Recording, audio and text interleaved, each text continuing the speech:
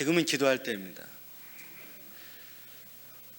오늘 특별히 사랑하는 고 김현순 권사님 또 고 방대순 권사님을 추모하면서 제 마음에 드는 생각은 이 두 분께서 우리 곁을 떠났지만 일평생 기도하신 분들입니다. 새벽에 기도하셨고 무시로 기도하셨던 하나님의 사람들이셨습니다. 지금도 저 천국에서 우리를 위해 기도하시는 줄로 믿습니다. 특별히 하반기에 사랑하는 성도 여러분, 우리가 기도할 수 있기를 바랍니다. 여러 가지 복잡하고 어려운 그런 일들이 있다 하더라도, 참으로 바쁜 여러분의 인생의 스케줄이 있다 하더라도 그 모든 것들을 주님께 내려놓고 기도의 자리를 취할 수 있다면 하나님은 오늘 여러분의 길들을 앞서 행해 주실 줄로 믿습니다. 이번에 21일 날 광고 냈지만 우리 청소년부에서 월드컵 4강보다 더 중요한 경기를 치르게 됩니다. 경기연회 축구대회인데 저는 지금부터 긴장이 돼요. 근데 조금 제가 긴장을 풀어야 되겠다라고 생각하는 것은 4강에 반드시 져야 되는데 나온 팀이 4팀이라고 합니다. 그래서 조금은 긴장을 풀고 조금 더 잘하면 동메달이 가능하다. 우리 중고등부 학생들 많이 격려해 주시기 바랍니다. 앞으로 3, 40년 후 우리 아이들이 짊어져야 될 일, 이 교회를 짊어지고 가야 될 일, 대수원 종로교회를 짊어지고 가야 될 그런 우리의 믿음의 자녀들에게 우리가 힘을 실어주고 기도해야 되는 것입니다. 여러분, 이 축구를 이야기할 때 사실 이 축구를 어린 시절부터 잘 가르쳐야 됩니다. 기술도 체력도 길러가야 나중에 좋은 선수가 될 수 있는데, 제가 들었던 이야기 가운데 한 초등부 축구 선수에 관련된 이야기를 들은 적이 있습니다. 오래전에 있었던 일인데 그 감독님이 한 번은 그 선수들이 뭔가 좀 나태해서 기합을 주었다고 합니다. 기합을 주고 나가면서 내가 올 때까지 그대로 그 상태로 기합을 받고 있어라 라고 했는데, 이 감독께서 나가더니 뭐 분주한 일이 있었나 봐요. 아이들에게 기합 준 걸 잊어버렸어요. 다시 돌아와야 되는데 돌아오지 않고 집에 가버렸다고 합니다. 아이들이 기합을 받고 있다가 감독 선생님이 안 돌아오니까 이거 어찌된 일인지 궁금해하다가 선생님이 아무래도 이건 잊어버리셨나 보다. 한 사람 두 사람씩 기합을 풀고 집으로 돌아갔다는 것이죠. 그런데 한 아이가 기합을 풀지 않고 거기에 그대로 남아 있었다는 거예요. 근데 그 아이의 부모가 집에서 기다려도 오지 않으니까 그 감독에게 전화를 했다는 거예요. 우리 아이가 오지 않는데 뭐 야간 훈련이 있습니까? 왜 안 옵니까? 그때야 감독이 깜짝 놀라가지고 기합 준 것을 생각하고 얼른 학교로 달려가가지고 보니까 그 아이가 그대로 그 상태로 있는, 그 아이가 박지성 선수. 나중에 맨체스터 유나이티드에 가가지고 최고의 전성기를 누리고 우리 대한민국의 이름을 날렸던 그 선수, 그 아이가 저렇게 성장해가지고 박지성 선수가 된 거예요. 저는 그 이야기를 들으면서 가만히 생각을 해보았습니다. 그 감독과 아이와의 관계 속에서 오늘 하나님과 오늘 우리의 관계를 한번 묵상해 보았습니다.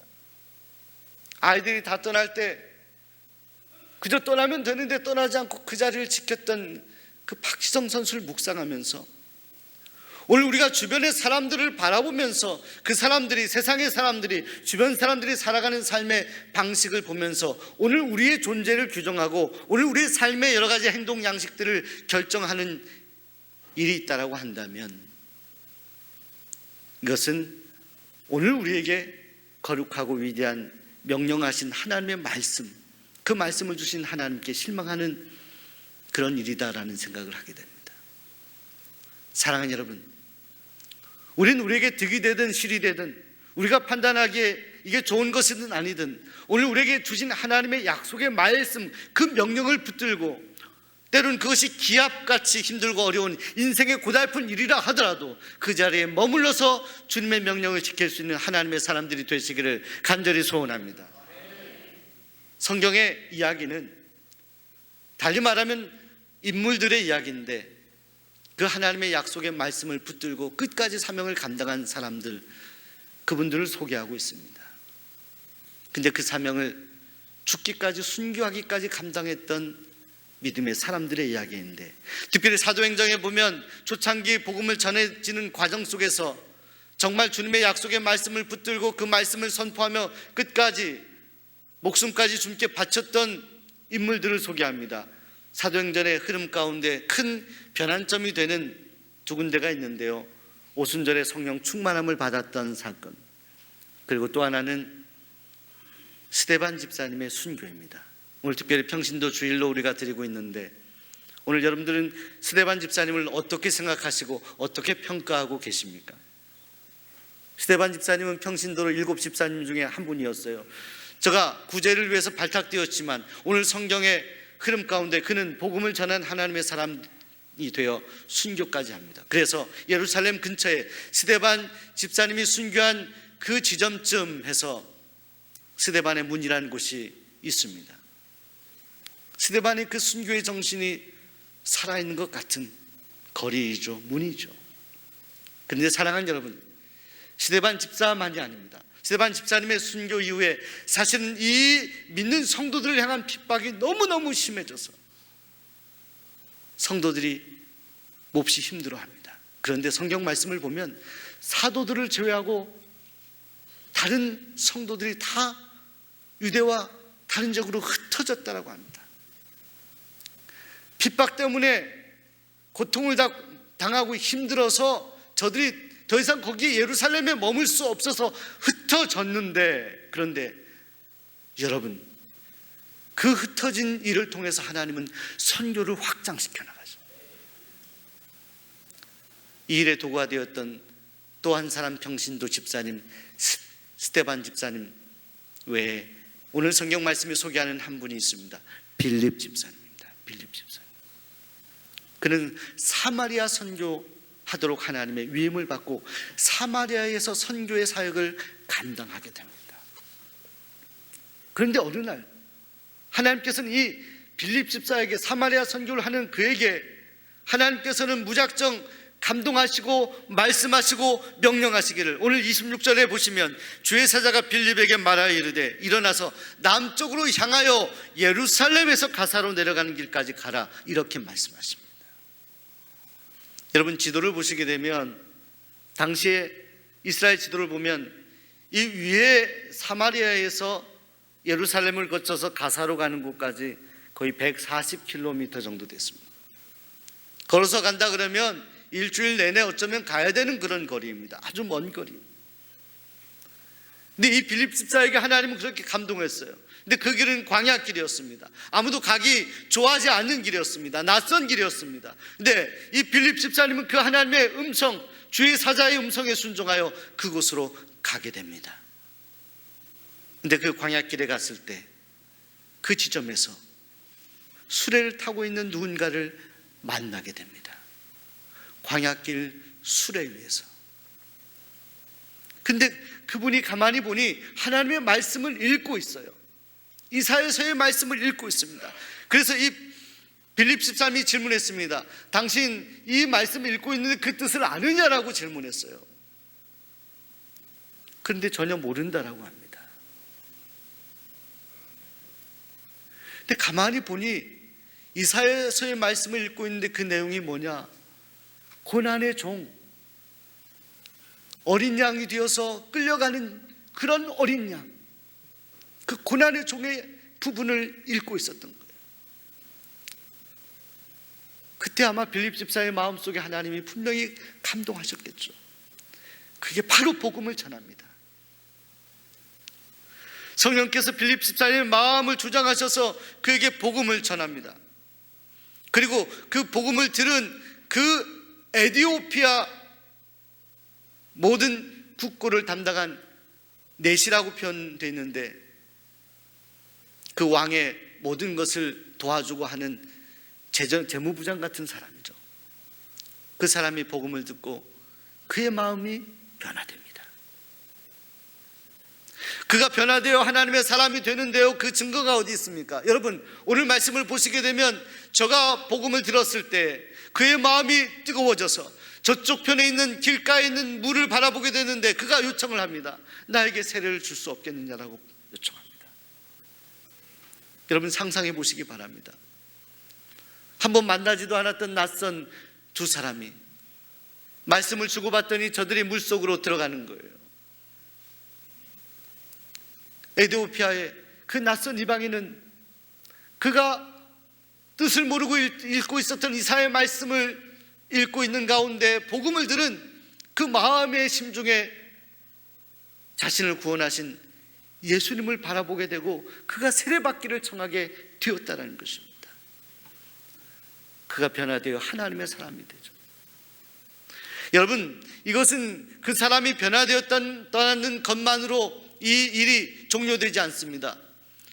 역사를 보게 되면 여러분, 복음이 전파되고 기독교가 박해를 받았고 어려운 가운데서도 이 기독교가 로마의 정식적으로 인정을 받는 그런 종교가 되기 전에 에티오피아에서는 예수님을 받아들인 많은 사람들에 의해서 이 기독교가 나라의 하나의 종교로 먼저 선택이 되죠. 그리고 지금도 60%가 넘는 많은 사람들이 예수를 믿는 그런 나라, 그런 민족이 되어 있습니다. 어디에서부터 시작되었습니까? 성경이 뭐라고 말씀하는 것입니까? 광야길 수레 위에 에티오피아 한 재무부장의 심령의 변화를 통하여 한 나라가 변화되고 한 민족이 변화되었던 것입니다. 사랑하는 성도 여러분, 빌립도 그 누구도 예상하지도 못했던 장소에서 예상하지도 못했던 사람이 변화되는 역사가 일어났습니다. 제가 과거에 섬겼던 교회에서 스리랑카 선교를 하게 되었습니다. 스리랑카는 인도의 눈물이라는 곳이 인도 밑에 있는 그런 곳입니다. 얼마 전 테러가 있었죠.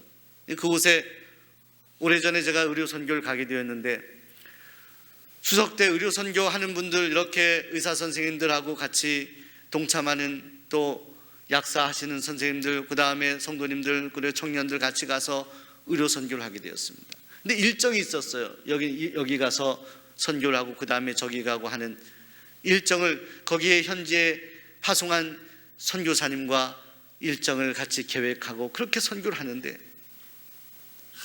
둘째 날인가요? 가야 되는데 어제같이 비가 억수로 쏟아진 거예요.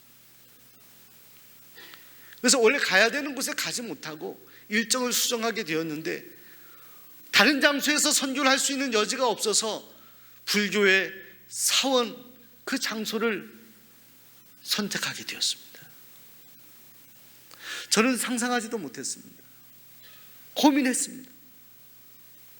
사원에서 이렇게 복음을 전하고 의료 선교를 하는 것이 맞는가? 그런데 하나님께서 제 마음에 감동하시기를 해라는 거예요. 당연히 의료 선교하는데 그 동네에 있는 많은 스리랑카의 어려운 분들이 와서 치료를 받는데요, 저쪽에서 승려분들이 우리를 바라보고 있어요. 종일 의료 선교하면서 제 마음에 드는 생각은 선교하는 장소와 선교하는 일, 모든 일을 주장하시는 분이 하나님이시구나. 우리가 전혀 예상하지 않았던 그 장소, 바로 그곳에서 하나님은 선교하길 원하셨던 거예요. 광야길 수레 위 같은, 우리가 도저히 이곳에서 선교 역사가 일어날 것이라고 생각하지 않은 바로 그곳에서 하나님은 한 영혼의 회심을 통하여 하나님은 주님의 나라가 확장되길 원하셨던 것입니다.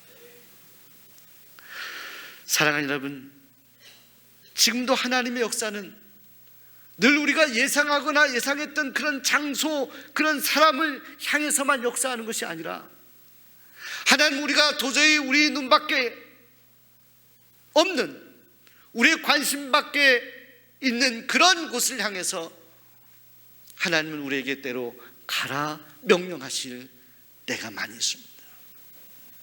빌립을 광야길로 가라 말씀하신 것처럼 우리를 때로 광야로 내모실 때가 있습니다. 나에게 익숙한 곳을 떠나서 전혀 알지 못하는 곳으로 가라고 우리의 삶을 이렇게 내몰 때가 있습니다. 그런데 사랑하는 여러분, 오늘 여러분도 빌립처럼 순종할 수 있기를 소원합니다. 우리 옆 사람에게 하나님 말씀에 무조건 순종합시다. 하나님은 당신을 보내시길 원하십니다. 이 예배를 마치면 하나님은 여러분들도 보내실 것입니다. 파송하실 것입니다. 이번 추석 명절 맞이하여서 오늘 여러분의 관심과 시선이 어디 있습니까? 맛있는 송편을 먹어야겠다? 갈비를 어떻게 하면 맛있게 잘 만들까? 음식도 잘 만드시기 바랍니다. 또 우리 남편 되신 분들도 도와주시기 바랍니다. 아멘을 안 하시네요. 같이 도와서 이렇게 하시면 좋잖아요. 힘든데. 근데 우리에게 중요한 것이 있습니다. 명절에 하나님의 관심이 어디 있을까요? 하나님이 무엇을 가장 관심하실까요? 우리가 지금까지 전도한다고 하면서, 가족 구원한다고 하면서 아직도 가족 구원을 못하고 여전히 하나님 앞에 기도 제목으로만 있는 저 광야길 수레 위에 에티오피아 내시와 같은, 우리는 관심 받겠지만 하나님이 여전히 관심하시는 그런 영혼이 없을까요, 여러분? 하나님이 찾고 있는 그 영혼이 없습니까? 갈급한 영혼이 없습니까? 주님 없이 살아갈 수 없는, 도저히 주님 없이는 살아갈 수 없는 그런 나의 가족, 내 사람이 없습니까? 우리 주님은 말씀하시죠. 그들에게 주님의 사랑을 전하라 말씀하십니다. 우리가 생각하지 않은 장소에서도 하나님은 얼마든지 역사하십니다. 아니, 어쩌면 우리가 생각하지 않고 우리가 전혀 이 사람은 하나님의 사람이 될 수 없다라고 생각하는 그런 사람을 하나님은 우리가 손잡아 주길 원하는 거예요. 다가가서 속삭여 주길 원하는 거예요. 그리고 예수님이 저와 당신과 같은 죄인을 위해서 십자가에 달려 돌아가셨다는 것을 전하길 원하시는 거예요. 여러분, 물속에 들어갔던 이 빌립과 에티오피아 이 고위 관리를 생각해 보세요. 얼마나 뜨거웠어요. 지체하지 않고 저들은 세례를 주고 세례를 받았습니다. 제가 미국 유학할 때 세들백 교회를 방문한 적이 있습니다. 이 세들백 교회는요, 미국에서도 레이크우드 포레스트라는 아주 이렇게 변방에 있는 곳이에요.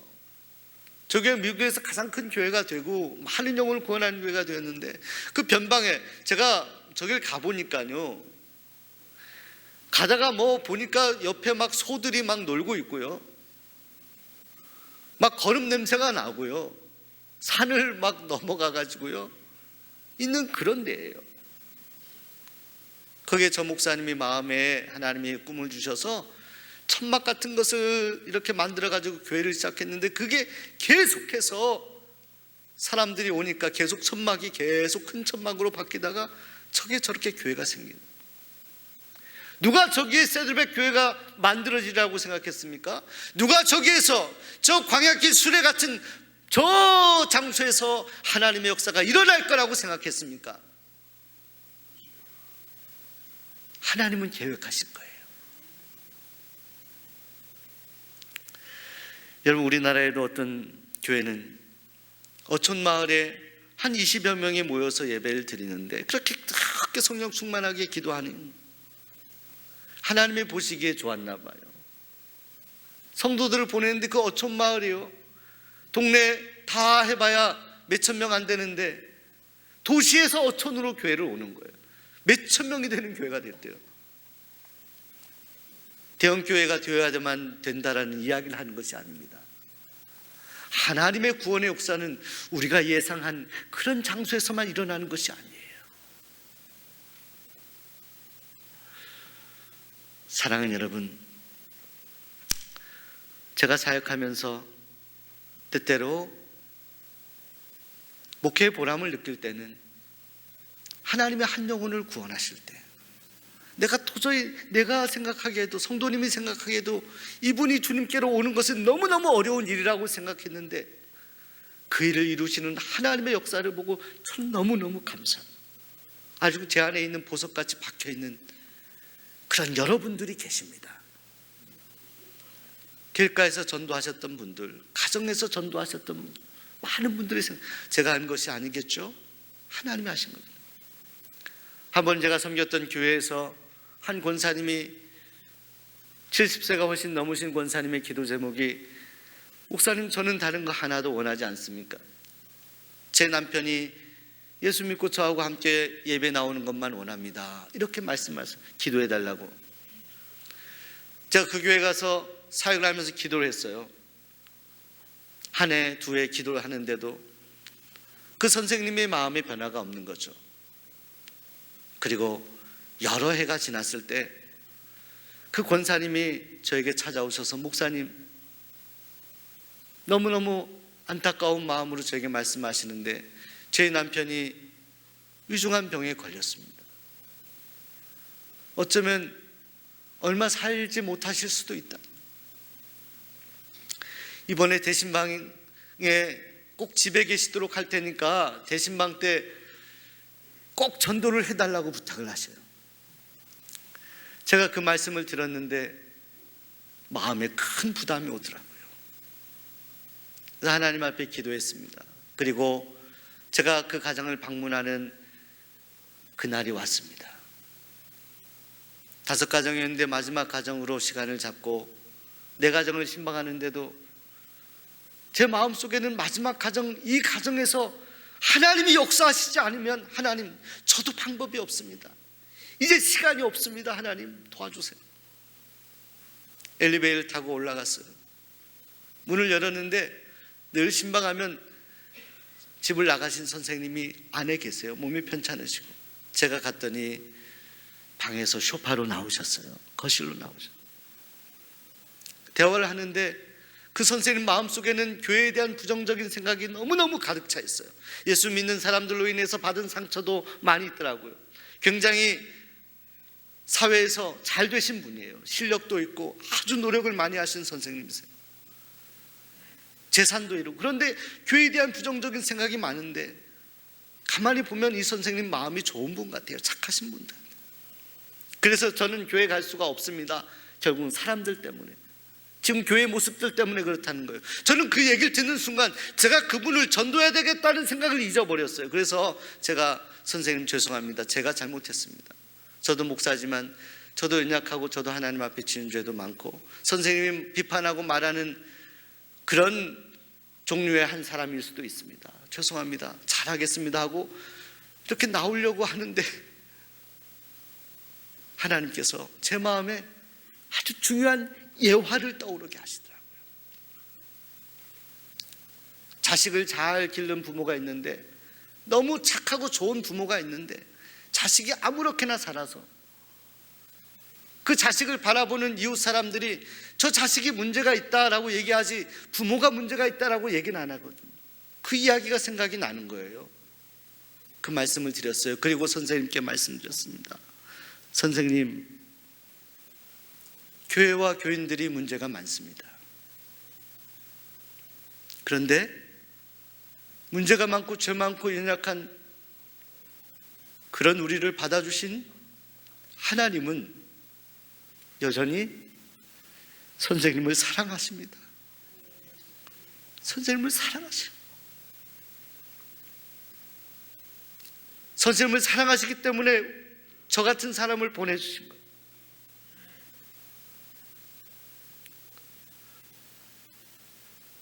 그리고 선생님을 하나님은 지금 이 시간까지 기다려 오셨습니다. 사람 때문이 아니라 선생님을 사랑하는 하나님 때문에, 하나님 때문에 선생님 그 하나님을 바라볼 수 있겠습니까? 하나님의 손을 붙잡을 수 있겠습니까? 가만히 계시더라고요. 제가 말씀드린 저를 따라서 기도하실 수 있겠습니까? 가만히 계시다. 제가 기도를 시작했습니다. 사랑하는 하나님. 근데 선생님 입술에서 입술이 열려요. 입이 열려요. 사랑하는 하나님. 제 기도를 따라 하시는 거예요. 84년의 생애 동안 한 번도 교회 나가보시지 않았다. 예수라고 하면 늘 부정적이었던 그의 입술에서 기도가 나왔던 거예요. 하나님을 사랑한다고 고백하는 기도가 저의 기도를 따라서 주님께 드려지는 겁니다.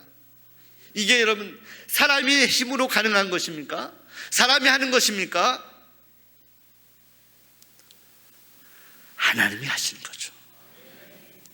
광야길 수레위 같은 곳에서 전혀 하나님이 구원하실 것 같지 않은 그 영혼이라도 하나님이 만지시면 하나님이 구원하시는 거예요. 하나님이 하시면 하는 거예요. 그 하나님께 오늘 여러분 간구하실 수 없겠습니까? 이 명절을 앞두고 주님, 제가 빌립처럼 쓰임받기를 원합니다.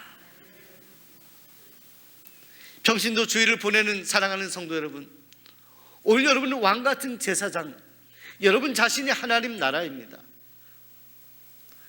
여러분 하나님께서 거룩하게 여러분들을 하나님의 자녀로 삼으시고 왕같은 제사장으로 삼으셨습니다. 여러분이 하나님이 파송한 목회자들이에요. 우리 옆 사람이 당신은 제사장입니다. 하나님은 당신을 사용하기 원하십니다. 누구처럼요? 강성률 목사처럼? 빌립처럼? 스데반처럼? 하나님이 가라 하는 가사로 가십시오. 광야길 수레위에서 쓸쓸히 하나님 말씀을 알지도 못하고 진리를 깨닫지도 못하는 영혼에게 가십시오.